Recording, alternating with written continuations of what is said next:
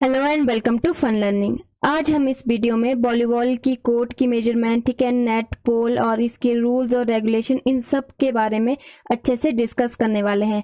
और वॉलीबॉल की हिस्ट्री पे मैंने ऑलरेडी वीडियो बना दिया है। अगर आपने वीडियो नहीं देखा तो आप चैनल पे आपको वीडियो मिल जाएगा, आप वीडियो देख सकते हो, ठीक है। और ये वीडियो काफ़ी इंपॉर्टेंट होने वाला है, चाहे आप फिजिकल एजुकेशन टीचर एग्जाम की तैयारी कर रहे हो या फिजिकल एजुकेशन के स्टूडेंट हो, सभी के लिए वीडियो इंपॉर्टेंट होने वाला है। इसमें हम देखिए सबसे पहले वॉलीबॉल कोर्ट के बारे में हम देख लेते हैं कि क्या है, ठीक है। इसका जो कोर्ट होता है कुछ इस तरह से होता है, देखिए आप डायग्राम में देख सकते हैं। ये रेक्टेंगुलर होता है, ठीक है। और जो इसकी लेंथ होती है, इसकी लेंथ होती है 18 मीटर, ठीक है। और जो इसकी विड्थ होती है वो होती है 9 मीटर, इसकी विड्थ होती है। अब आप इसकी जो ये वाली लाइन आप देख रहे हैं यहाँ पर सेंटर में, इसको सेंटर लाइन कहते हैं, ठीक है। और उसके बाद देखिए ये वाली जो लाइन आपको दिख रही है दोनों तरफ में, इसको बोलते हैं अटैक लाइन। और ये जो साइड में आपको दोनों तरफ लाइन दिख रही है, इसे साइड लाइन बोलते हैं। और ये देखिए जो इसकी विड्थ है, विड्थ वाली लाइन कौन सी, एंड लाइन इसको बोलते हैं। तो और इसको बोलते हैं बैक जोन, और ये वाला एरिया हमारा फ्रंट जोन। इसको हम आगे पढ़ेंगे डिटेल में। अब यहाँ पर देखिए जो सेंटर लाइन और अटैक लाइन के बीच का डिस्टेंस है ये होता है 3 मीटर का, ठीक है, 3 मीटर का होता है।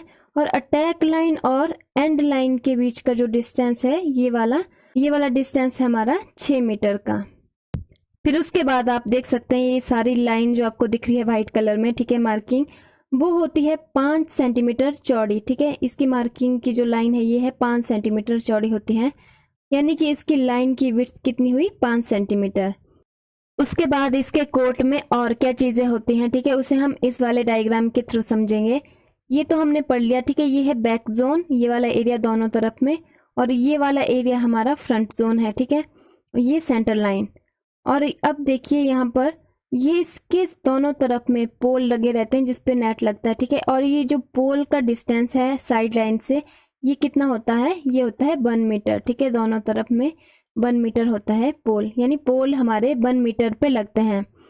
अब उसके बाद और क्या है, इसके बाहर चारों तरफ में हमारे फ्री जोन एरिया रहता है, ठीक है। क्या रहता है, फ्री जोन एरिया।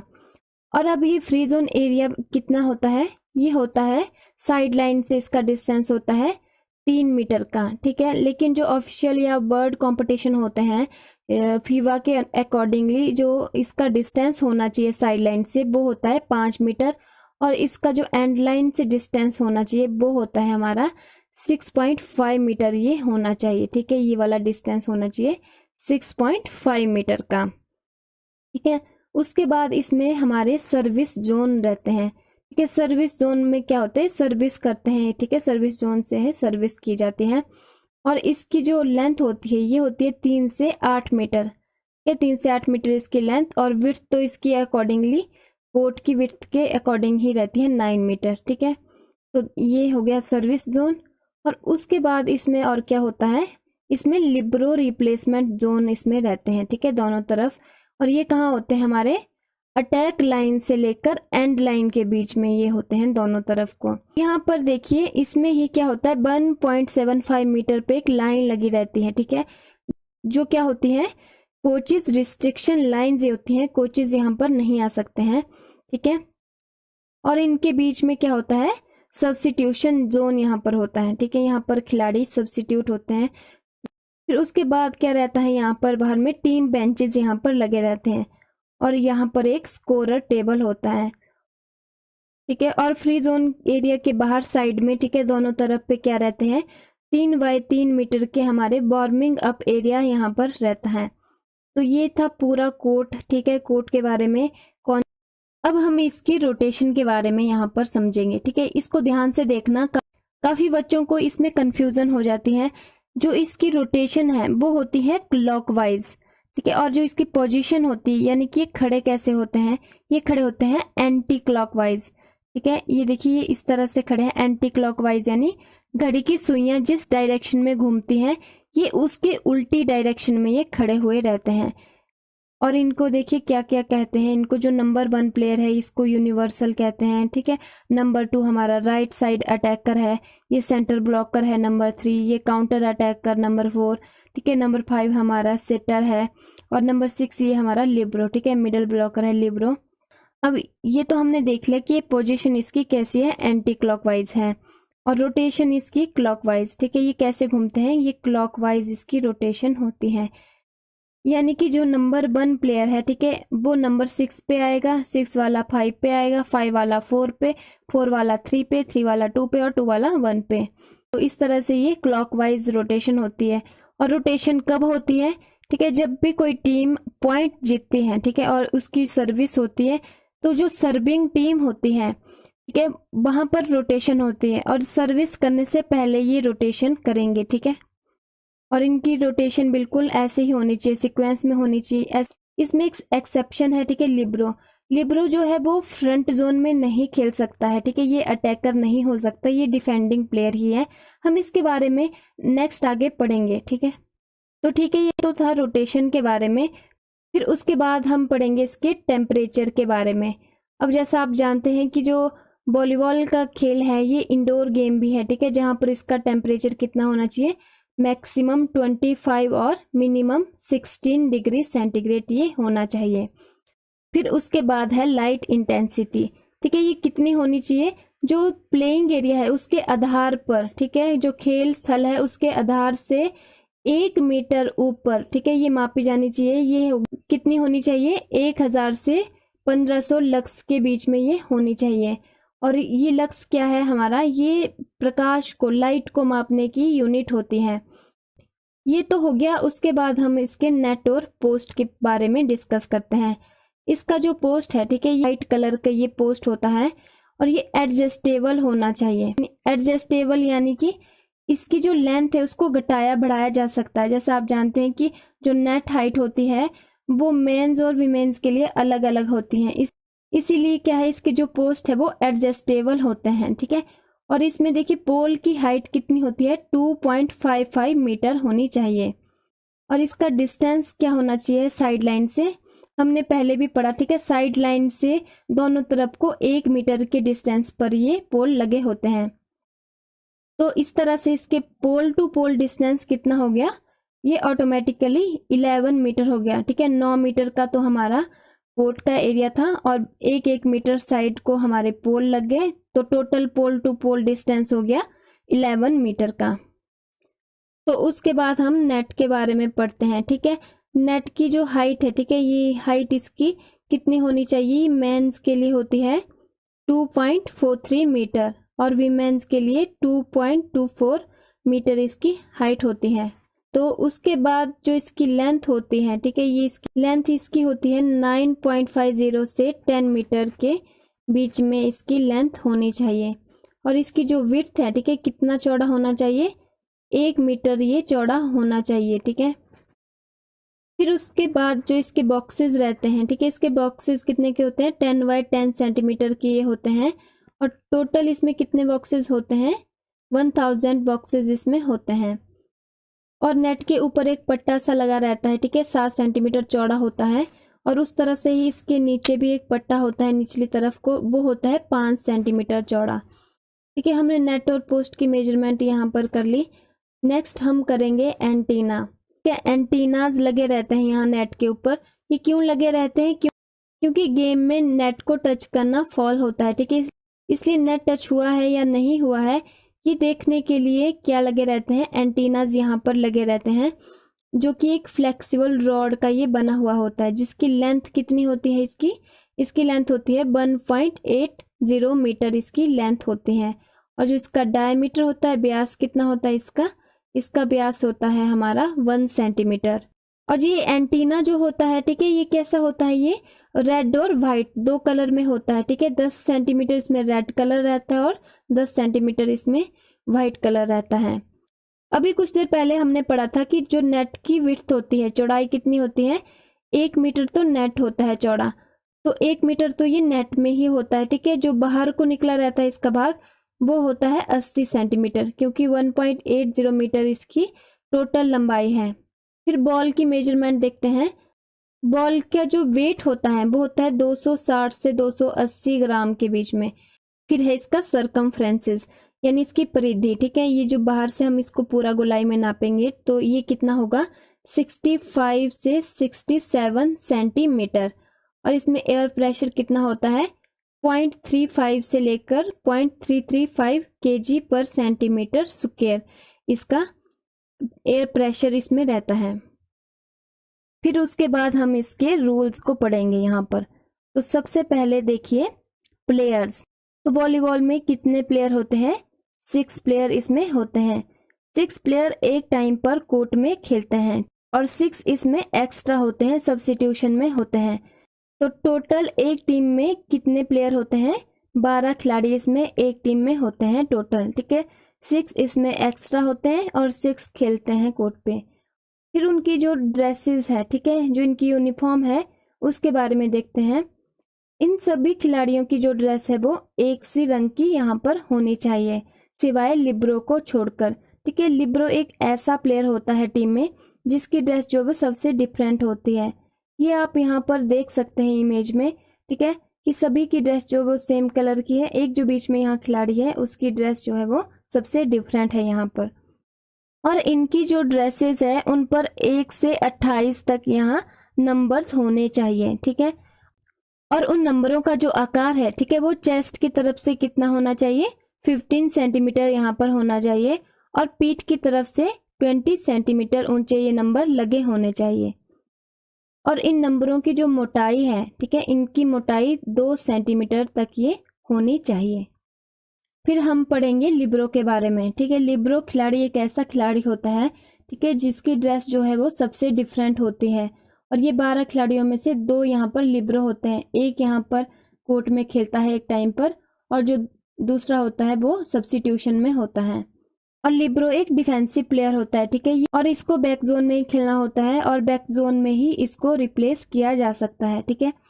और बैक जोन के अंदर भी जो सर्विस करने वाला खिलाड़ी है उसके साथ इसको रिप्लेस नहीं किया जा सकता, क्योंकि जो लिब्रो है, ठीक है, वो सर्विस नहीं कर सकता है। जो लिब्रो है, ठीक है, वो फ्रंट जोन में नहीं खेल सकता, ठीक, और ना ही फ्रंट जोन के अंदर इसको कहीं पर भी बदला जा सकता है।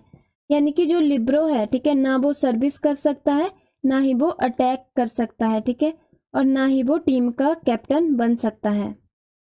फिर उसके बाद हम मैचेस के रूल्स के बारे में यहाँ देखते हैं।